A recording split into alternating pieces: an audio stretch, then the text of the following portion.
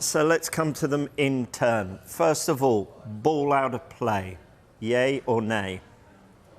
It's not conclusive, is it? So there's certain angles that look like it is out of play, certain angles that look like it isn't. So I think if you can't prove that it's not out of play, you can't give it. So nay. Yeah, I say no, but I think the first angle that we see looks like the ball stays in play. The second angle we see looks like it goes out of play. But again, as Dermot says, when you look at a corner being taken, you can hang the ball over a line. It's very difficult. We often say it about the lines that are drawn on. Your eyes tell you a different story at times and see something different. So, but for me, it's not conclusive. So that is in play. OK. The offside decision or not offside decision? Tough one. But again, if it's not conclusive, you have to go with give the attackers the advantage, and I think you've got to go with the on-field decision. Agreed. Completely agreed. If you can't prove, you can't draw the lines, then you can't say, oh well, we think it's offside. You've got to go with the on-field decision. So, yeah, that's the right call. OK. The push on Gabriel. I think it's a push. I think it's a foul. I think Joe Linton has two hands on him, and I've heard people say, well, he's stooping down, but I think he's stooping down because of the push. So I think that that's a foul. So I think it should be ruled out for that. So 1 and 3, no. But I think for the push, yeah, absolutely a foul.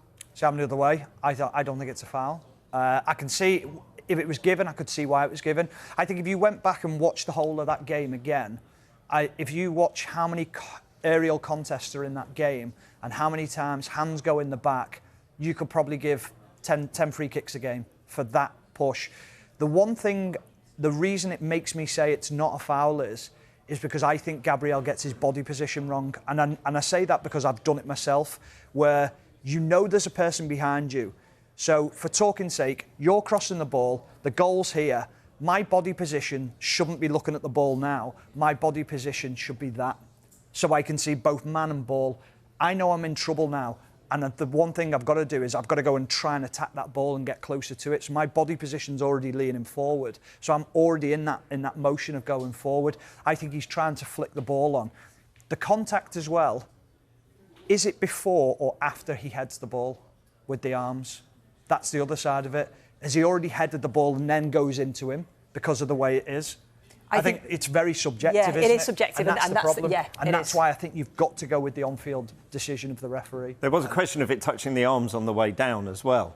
Yeah, going back to it, that proves the dilemma, doesn't it? Two ex-internationals, you know, one says foul, one says no foul. Absolutely. That's how tough a call this is. It's not something that you go, oh, bang, that's that, and everybody say, yeah, I'm in that camp. It has split the camp.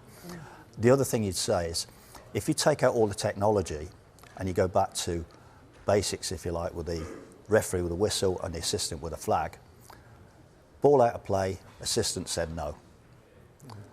Foul, referee said no. Offside, assistant said no. So people go on, oh, the VAR didn't work, the VAR didn't work. Well, the irony is VAR wasn't able to work, was it? It wasn't, but the crux of the matter is all three of them decisions were made on field. So this isn't a VAR thing. This is because VAR, for whatever unfortunate situation, the ball out of play, the offside, and maybe even the push, VAR couldn't get involved. So this isn't finger pointing at the VAR. But the big thing is all them decisions were made on field. Yeah. Dermot, are you uncomfortable with club statements?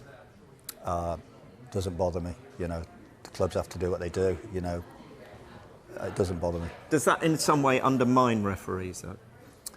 I think the referees as well. You know, you just have to take on board what matters to you. You know, they have to be guided by their bosses and such like, and you know, they have great support package. I'm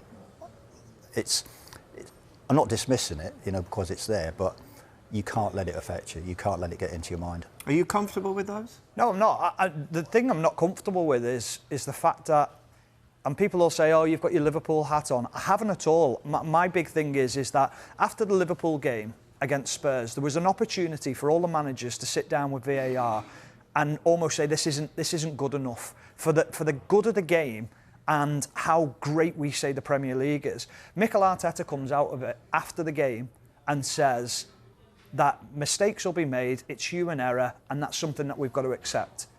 Whereas he comes out after this game and says he's embarrassed to be involved in the Premier League. Well, he wasn't embarrassed a couple of weeks ago when Spurs and Liverpool played each other and that decision was made.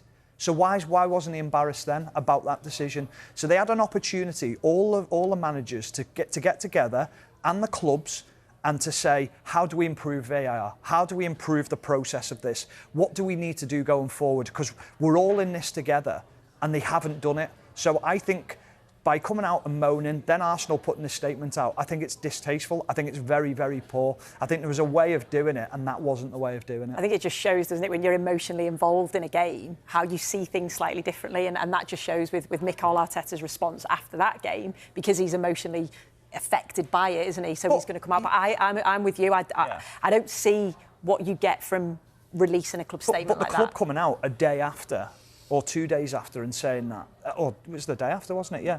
I think that's wrong. Yeah. I mean, the right thing might have been for Mikel Arteta to come out and say, listen, I've calmed down. Yeah. I understand what went on and things like that. It's a difficult decision, blah, blah, blah. However, can we improve VAR? Can we do something about this? But the actual club statements, it's just incredible.